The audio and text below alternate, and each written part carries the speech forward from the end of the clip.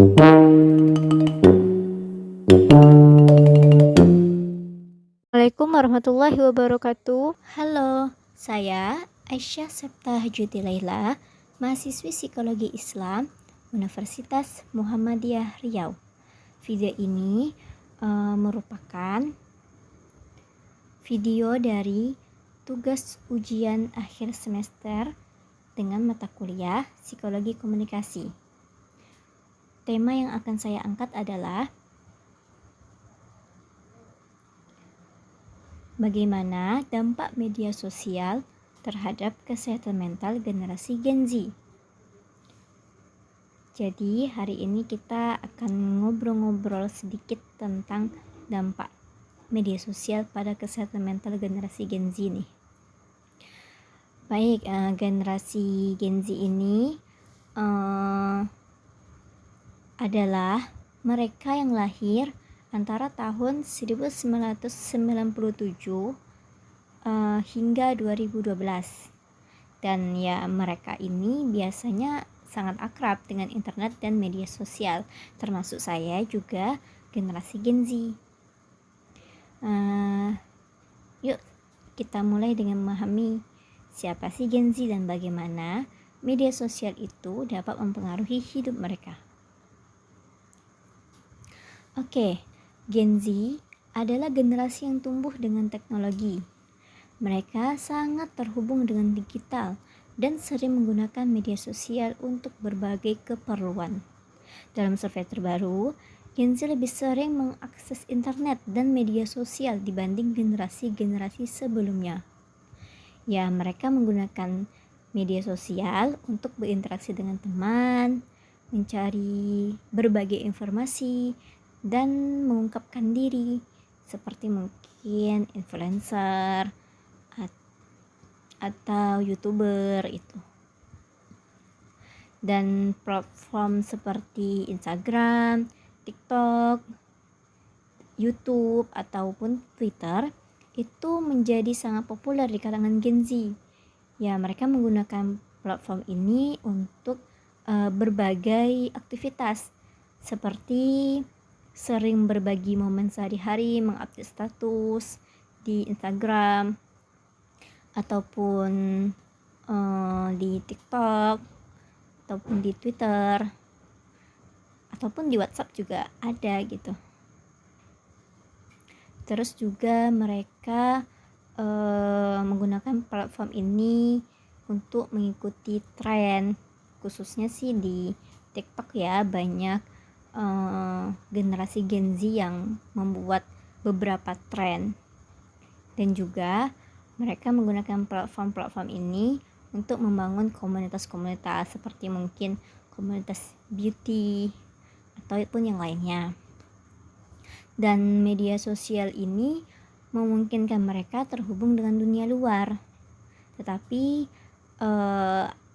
ada sedikit tantangan yang terjadi akibat penggunaan media sosial.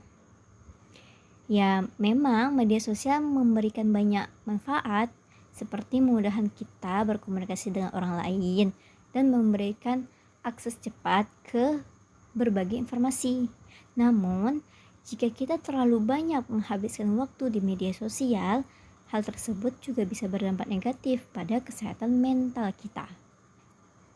Ya, ada penelitian menunjukkan bahwa penggunaan media sosial yang berlebihan juga dapat meningkatkan risiko masalah kesehatan mental, ya seperti kecemasan dan depresi. Seringkali hal ini disebabkan oleh perasaan kurang percaya diri yang timbul akibat dari melihat kehidupan orang lain yang mungkin lebih tampak sempurna daripada kita di media sosial. Kita jadi cenderung membandingkan diri kita dengan orang lain, dan hal tersebut yang bisa menyebabkan stres dan tekanan.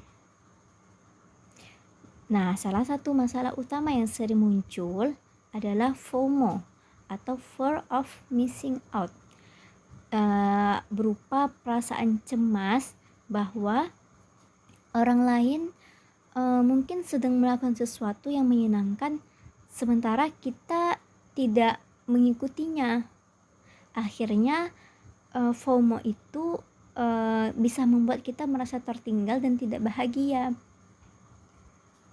Ya, kalau misalnya FOMO-nya itu dalam hal kebaikan, ya sebenarnya tidak akan berdampak negatif. Namun jika FOMO yang berdampak negatif, hal itu yang akan membuat kita merasakan kecemasan.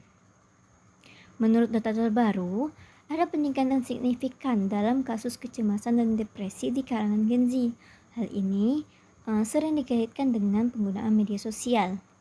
Banyak dari mereka merasa tertekan untuk tampil sempurna dan memenuhi standar kecantikan atau kesuksesan yang tidak realistis dan sering ditampilkan di media sosial.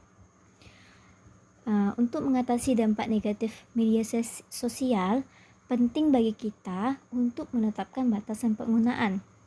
Kita bisa mencoba untuk mengatur waktu tertentu setiap hari menggunakan media sosial dan lebih fokus pada kegiatan yang mendukung kesehatan mental kita.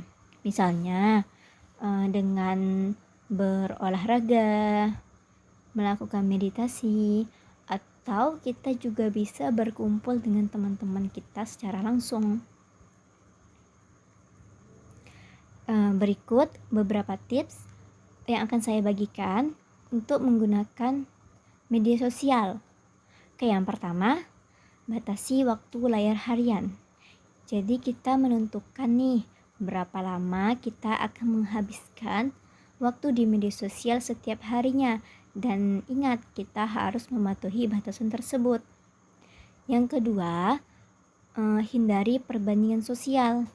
Kita harus ingat nih bahwa apa yang kita lihat di media sosial itu tuh seringkali hanya bagian terbaik dari kehidupan orang lain, yang bisa saja dia menyembunyikan kehidupan buruknya dan hanya menampilkan kehidupan yang baik-baik saja di media sosial.